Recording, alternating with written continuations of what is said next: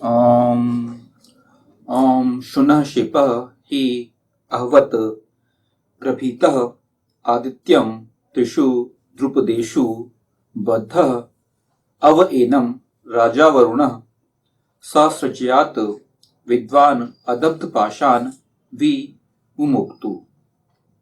शुनः ship ने ही आह्वान किया, पकड़े गए ने आदित्य का 3 ध्रुपदों में बंधे हुए ने, रक्षा करो इसकी हे वर्ण किए जाने योग्य राजनायक, सृष्टि किए जाने योग्य के सहित से विद्वान अटल पाशों से पूरी तरह मुक्त करे।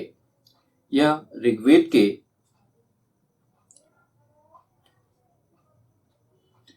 प्रथम मंडल के 24वें सूक्त का ये 13वां मंत्र लिया गया।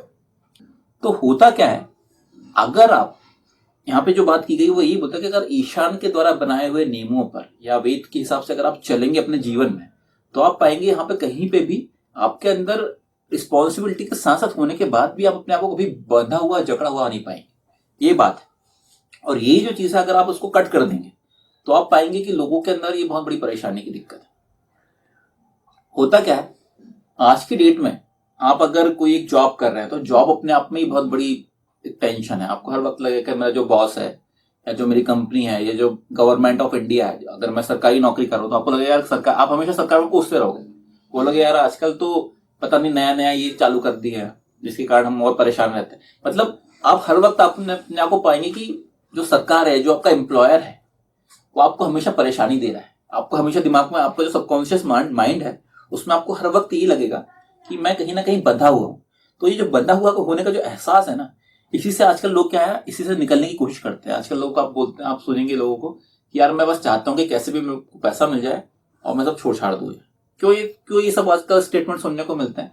वो इसलिए मिलते हैं कि लोगों को लगता है कि यार ये इतना जो रेट रेस है, मतलब जो जिसको हम बोलते हैं कि भेड़ चाल, ये जो उस चीज में हम लगे हुए हैं, उससे लोग चाहते हैं हमको कहीं ना कहीं इससे आजादी मिल जाए, हम थोड़ा सा अपना पीस ऑफ माइंड हमें मिल जाए। वो पीस ऑफ माइंड की तरफ ढूंढने की कोशिश कर रहे हैं।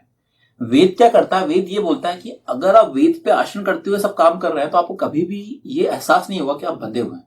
क्यों बंधे, ऐसा क्यों नहीं होगा? वो रीजन ये है कि ईशान ने आपको अल्टीमेटली वेद में बताया यही गया है कि आपको एक प्रॉपर जो इंडिपेंडेंस की बात की गई है। वेद कभी भी बांधने की बात नहीं करता। वेद के जो उनमें आप आचरण करेंगे, वेद के जो मंत्र हैं अगर आप देखेंगे, वेद के मंत्र अपने आप में ये बोलते हैं कि आपको भोग पूरी तरह से करना है। अगर आपकी सोच ये है ना कि मुझे भोग नहीं करना है, तो आप वेद पे एक्चुअल में आचरण सही तरीके से कर नहीं रहे। वेद आपको क्या बोलता है, वेद ये बोलता है कि आपको पूरा भोग करना है, जितना भोग आप कर सकते हो करो आप, लेकिन एक लिमिटेशंस लगाता है। लिमिटेशन मतलब कैसी लिमिटेशंस ये लगाई जाती है कि आपको उन जो भोगों का वेद के हिसाब से जो बताया गया है मार्ग के, उसके हिसाब से करना है। वो लिमिटेशन ऐसे बहुत टफ नहीं है कि आपको लगे कि बहुत ही ज्यादा मतलब ऐसी है कि मैं बंधा हुआ हूं। नहीं, ऐसा कुछ नहीं है।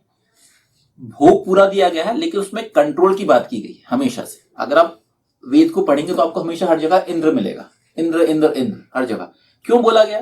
क्योंकि इंद्र इसलिए बोला गया है कि अगर आप अपने आप के इंद्रियों में कंट्रोल कर पाओगे, अगर अपने आप के ऑर्गन्स, अपने आप की थॉट प्रोसेस को अगर आप कंट्रोल में रख पाओगे, तो आप एक्चुअल में लाइफ में बहुत ज्यादा भोग कर सकते हो। तो वो अगर आपके अपने ऑर्गन्स में, अपनी इंद्रियों में अगर आपका कंट्रोल है तो होगा, तब आपको कहीं पे भी किसी तरीके से बंधन नहीं लगेगा। बंधन क्या लगता है? बंधन तब लगता है आपको कि जैसे कि एक छोटा बच्चा है और छोटे बच्चे को आपने बोल दिया है कि आपको तुम्हें ये काम नहीं करना है। बच्चा हमेशा कोशिश करेगा कि ये मेरे को ये काम करना ही करना। उसको हमेशा लगेगा कि यार ये मेरे को क्यों रोक के रखे इन्होंने, मुझे तो वही करना है, मुझे वही करना है, ऐसा रहता है। लेकिन ईशान जो है, ईशान ये बोलता है कि आप वो काम कर लो, वो आप काम कर लो, लेकिन उसका जो अच्छा जो बुरा है ना, वो आपका उसका ज्ञान अज्ञान आपको पता होना चाहिए। तो उसके लिए क्या करता है ईशान, वो बोलता है कि आपको अपनी इंद्रियां उसको अपने कंट्रोल में करनी पड़ेगी। क्योंकि अगर आपकी इंद्रियां अगर आपके कंट्रोल में नहीं है, अगर आपसे बहक गए तो आपको परेशानियां हो सकती है। तो आपको अच्छा और बुरा का जो एहसास है ना, अच्छे और बुरे के बारे में जो ज्ञान और अज्ञान है, वेद के बहुत सारे मंत्र यहाँ पे ज्ञान और अज्ञान का दोनों के बारे में, विद्याम च ऐसा दोनों के बारे में बात की गई है। इसलिए की गई है ताकि आपको पहले से सब चीजें पता रहे और उसके हिसाब से आप अपने लाइफ में अगले कदम उठा सकें। तो फिर बंधन वाली कोई बात नहीं आएगी। बंधन वाली क्या बात आती है? वो आती है आपके अज्ञान के कारण। होता क्या है, जब मुझे पता नहीं है कि इस चीज के क्या नुकसान है और मैं वो करना चाहता हूं, ये आपका ज्ञान हुआ एक्चुअल में, ये आपका ज्ञान हुआ। अगर आपको कहीं ना कहीं से ये चीज पता चल गई कि ये काम करने से मेरा बहुत ज्यादा लॉस होने वाला है, तो आप वो काम नहीं करेंगे। फॉर एग्जाम्पल, आपको पता चल गया कि अगर ये कॉल आया, मुझे एक स्पैम कॉल आया और इस कॉल को मैं उठाऊंगा और उठाने के बाद मुझे मालूम चलेगा कि भाई मेरे अकाउंट से पैसा पूरा साफ हो गया, तो आप वो कॉल नहीं उठा पाओगे। क्यों? क्योंकि कहीं ना कहीं आपको पता चल गया कि इस चीज से स्पैम है, इससे गड़बड़ हो सकता है। लेकिन अगर आपको इस बात के बारे में ज्ञान ही नहीं है कि भाई साहब अगर मैंने कुछ गलत किया या मैं, क्या होगा, सामने वाला आपको एक प्रलोभन देगा। सामने वाला प्रलोभन ये देगा कि भाई आपको 1 करोड़ की लॉटरी लग गई है, आपको ये इतने इतने 30% है, जो भी परसेंट है उतना आपको जमा करना पड़ेगा, आपको इतना पूरा पैसा हम अकाउंट में ट्रांसफर करने वाले हैं। ये प्रलोभन है। लेकिन पॉइंट क्या है, इस प्रलोभन के बाद आपको यहाँ पे आपका ज्ञान विवेक का काम आता है। अगर आपको इस सब चीजों में पता है, आपकी इंद्रिया आपके कंट्रोल में है, आपको विवेक है, समझ है, तो आप उन चीजों से निकल जाओगे, आराम से निकल जाओगे।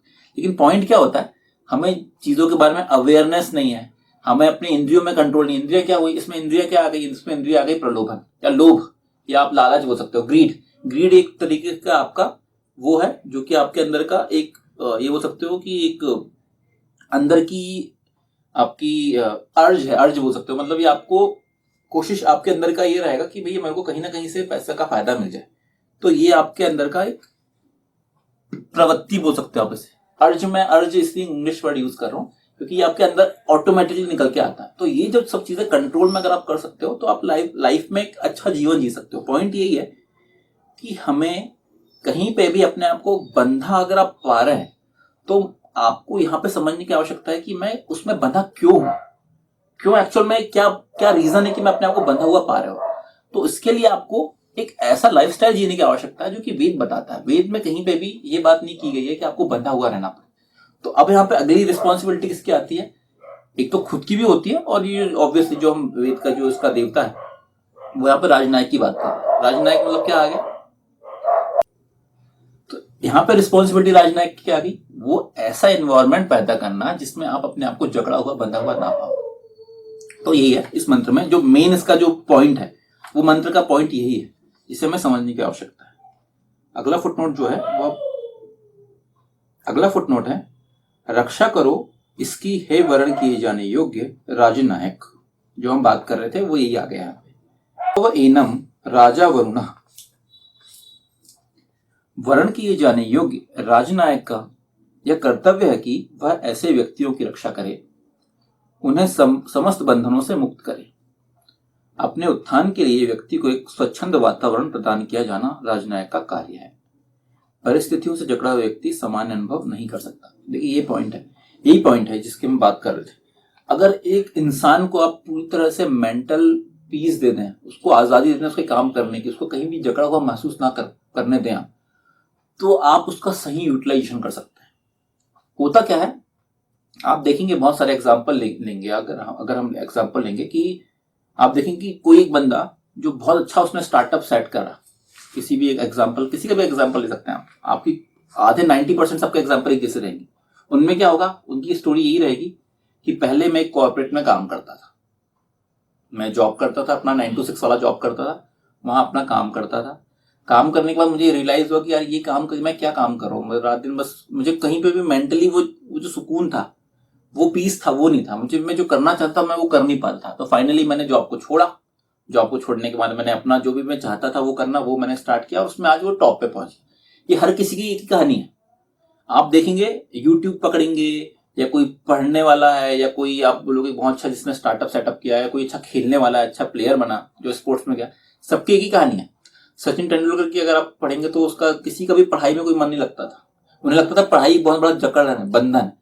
तो उन सबसे लोगों ने क्या किया, जिनको भी ये जो फील हुआ है ना कि मुझे यार ये चीज मेरे को बांध के रखती है, इस चीज में मेरा मन नहीं लगता, सिर्फ मुझे मजबूरी में बंधा हुआ हूं मैं इसमें, जब भी उस बंधन से वो उन्मुक्त होता निकलता है ना वो, तो देखिए आप देखेंगे कि वो बंदा कुछ कर पाएगा, वो हमेशा आगे बढ़ता है।